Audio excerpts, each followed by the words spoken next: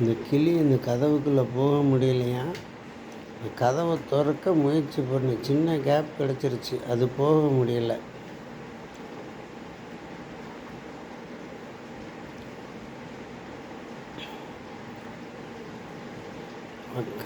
போட்டு தள்ளி திறந்துருச்சு. அது போயிருச்சு உள்ளே போயிருச்சு. விடாமுயற்சி செஞ்சு இப்படி கிளி உள்ளே போகுது. அது மாதிரி நாமளும் விடாமுயற்சி தேவை.